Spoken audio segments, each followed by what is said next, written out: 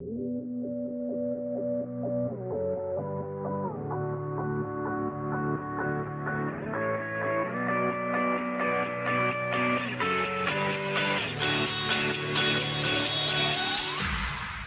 man, welcome to The Social Impact with me, Keenan Williams. In this edition, I speak about how I lost myself by hiding behind the many masks I had created. But when I found myself, boy oh boy, was it a thrill. Welcome to The Social Impact. I remember so clearly that when I entered the entertainment industry in 2005, I would get onto stage and pretend to be someone I was not. I would use various accents to hide behind as I was afraid of rejection, embarrassment and humiliation. And when I would get onto stage or perform magic at a children's party, I could act like a complete lunatic and not feel ashamed as I hid myself deep within. For some parts, I hid myself so far away from the surface that I too had to mission and trek through the deepest quadrants of my soul to find who I really was.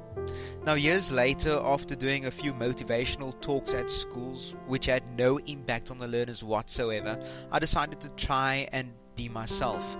I honestly don't know how I could expect the learners to relate to me nor my message and come across when I would say, "Be yourself," and I was there lying to them, hiding behind the many masks I had worn.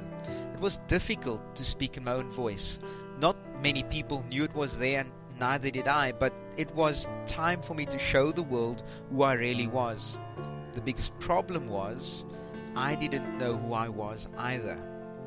Now eventually I found that thin small voice deep within myself. That shy quiet boy had to be woken up, dusted off and be allowed to grow. Now that process wasn't easy. There would be times when I would, as a default again, speak with one of my many accents. The masks were my addiction. It was like I was going to die if I didn't put on one of them when I went on the stage. It was torture going up onto the stage at first and being myself. All those people, all those eyes were looking at me. This was real. It wasn't a thing of if I sucked or if I failed. I could easily move on and blame the character. That was it. The audience finally getting to see the man behind the mask. Now I must confess, I was quite chuffed. I was quite impressed with what I possessed when I finally allowed myself to roam free.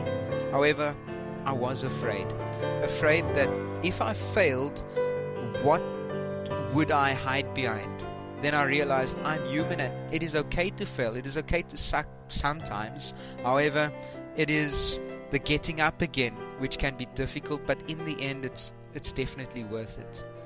Now a few days ago I was driving home from work and just for fun's sake I decided that I wanted to play around with some of my accents, and many of them have gone.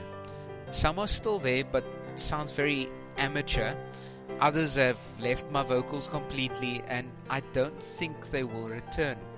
Now my masks had been removed and today I can say I can play with them, but I don't need them for my survival. I am me. I have found my voice. It is strong, it is bold, and it is destined for greater things. In finding my voice, I have found myself, found my purpose and calling, and I'll continue on another journey to find my why, the reason for my existence. Now, wherever you may be finding yourself, you too have built walls around your heart, around your life to safeguard your emotions, and it's understandable. You have maybe been hurt in your life. You too may be hiding behind some sort of mask. Before it's too late, I think it's time that you search through your innermost being and find that thin, small voice. Bring it to the surface and allow you to grow. It's time for the world to know who you are. It's time for you to begin to know who you are. Your dreams, your purpose, your passion, your why can only be found when you are honest with yourself, when you allow yourself to just be. To be the truest form of yourself. And when you get there and you sit back and look at the beauty of who you are, you can smile and laugh and cry and say, that is me. I am weak, I fail, I suck at some things, but this is me, for the whole world to see. That is me. To think I did all that, and may I say, not in a shy way. Oh no, everybody!